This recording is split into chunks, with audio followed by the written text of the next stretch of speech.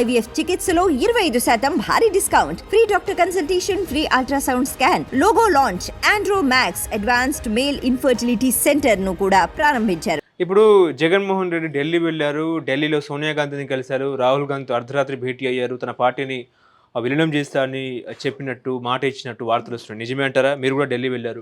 నేను వెళ్ళాను. నేను ఢిల్లీలో ఉన్నాను. ఆ టైంలో వేరే పని మీద ఢిల్లీ వెళ్ళాను. ఢిల్లీ వెళ్ళినప్పుడు ఈయన ధర్నా జరుగుతుంది. ఓకే. మా గెస్ట్ హౌస్ పక్కనే దగ్గరే. ఓకే, అందుకని పొద్దున్న లేస్తే గుబుకు ధర్నా జరుగుతుంది జగన్ గారితో అంటే ఏంటి హడావిడి అంటే ఇలా అన్నారు. వెళ్ళాను, వెళ్ళి కలిశాను. ధర్నా చేస్తున్నారు. ఆయన సాక్ష్యాలు చూపించాడు. ఒట్టి మాటలు కాకుండా అఘాయిత్యాలు జరుగుతున్నాయి మాటలు కాకుండా టోటల్గా వీడియో, ఆ చనిపోయిన వాళ్ళు, చంపిన వాళ్ళు, ఆ అఘాయిత్యం జరిగిన సన్నివేశం మొత్తం వీడియోలు అక్కడ స్టేజ్ మీద మొత్తం వేసి ప్రజెంట్ చేశారు. చాలామంది ఇండి కూటమి వాళ్ళందరూ వచ్చారు. తమిళ్ ప్యాంథర్స్ పార్టీ మా వాళ్ళను, తిరుమావళను, ఇంకో ఆప్ వాళ్ళందరూ వచ్చారు. కాంగ్రెస్ వాళ్ళు వచ్చారు, ఆప్ వాళ్ళు వచ్చారు, ఆయన మన మహారాష్ట్ర థాకరే గ్రూప్ వాళ్ళు వచ్చారు. అందరూ వచ్చారు, చాలామంది వచ్చారు. ఆయన మొత్తం ప్రజెంట్ చేసి చూపించాడు. సో నేను నోటి మాట కాకుండా వాస్తవాలు అని చెప్పి వాస్తవాలు చూపించారు. సో అవన్నీ చూశారు ప్రజలు. అని చెప్పుకున్నారు. ఆవిడ కలిశారు, ఇది కలిశారు, పార్టీని విలీనం ఎందుకు చేస్తాడమ్మా? పార్టీని విలీనం చేస్తే పోయినారు 13 సీట్లు వస్తే చంద్రబాబు ఏమన్నా విలీనం చేస్తాడా? లేదు, ఊరిని పిచ్చివాగుళ్ళు ఎందుకు విలీనం ఎందుకు చేస్తాడు? విలీనం ఆవిడికి ఛాలెంజ్ చేసి కదా ఇన్నాళ్ళు రాజకీయం నడిపాడు. సోనియాగాంధీని ఛాలెంజ్ చేసి వాళ్ళు వెంటబడుతున్నారు. ఇవాళ వాళ్ళు జగన్ వెంటబడుతున్నారు. ఎందుకు వెంటబడుతున్నారు? వాళ్ళు జగన్కి వెంటబడుతున్నారు. చంద్రబాబు, ఈ నితీష్ కుమార్ వీళ్ళిద్దరిని లాగుతున్నారు. లాగితే వాళ్ళు 233 సీట్లు ప్లస్ వీళ్ళిద్దరు ప్లస్ పవన్ కళ్యాణ్ 30 సీట్లు 263. ఇంకా వాళ్ళని శరద్ పవార్ తోటి అజిత్ పవార్ని లాగుతున్నారు. అవి ఒక 4.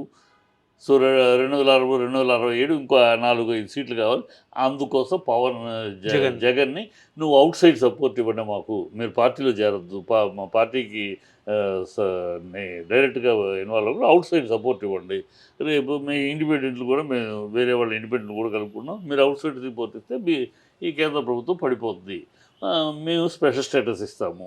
సో స్పెషల్ స్టేటస్ ఇస్తామన్న పార్టీకి జగన్ సపోర్ట్ చేయకుండా ఎలా ఉంటాడు? జగన్ వీళ్ళేమో బీజేపీ ముగిసిపోయిన అధ్యాయం అంటున్నారు. స్పెషల్ స్టేటస్ అనేది లేదంటున్నారు. ఇవాళ మన చంద్రబాబు చేతిలో ఉంది. చంద్రబాబు చేతిలో ఇవాళ ఆయుధం ఉంది.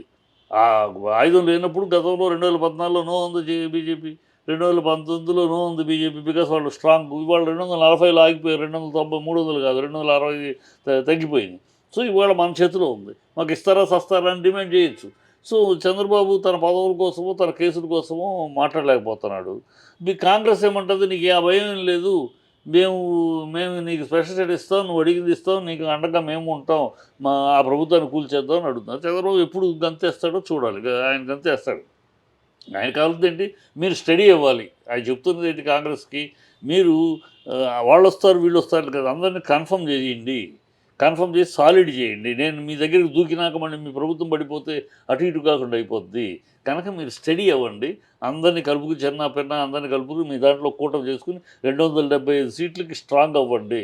అప్పుడు నేను ఆ లెక్క వస్తే నేను జంప్ చేసేస్తాను.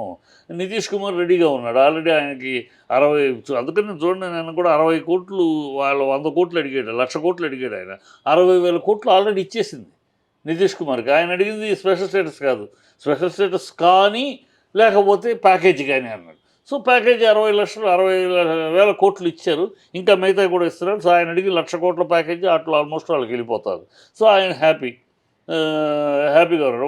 వాళ్ళు ఏమన్నారు? నీకు అది ఇచ్చారు, అది మేము ఇస్తాము, నేను ఉప ప్రధానిగా చేస్తాము రమ్మంటున్నారు నితీష్ కుమార్కి. సో ఆ ఆశ నితీష్ కుమార్కి పెట్టారు.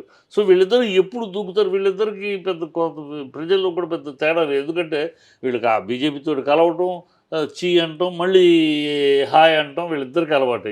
2 పార్టీలు కూడా నితీష్ కుమార్ కానీ చంద్రబాబు కానీ ఇద్దరు కూడా బీజేపీతో కలవటం, వెళ్ళిపోవటం, మళ్ళీ రావటం, బయటికి రావటం, ఇది అలవాటే. సో ప్రజల్లో కూడా ఇది అలవాట్లో పొరపాటులాగా పట్టించుకోరు. కనుక వాళ్ళు కాంగ్రెస్ వాళ్ళు దూకుతున్నారు, ఈయన వెళ్ళి కాంగ్రెస్ పిచ్చి మాటలు.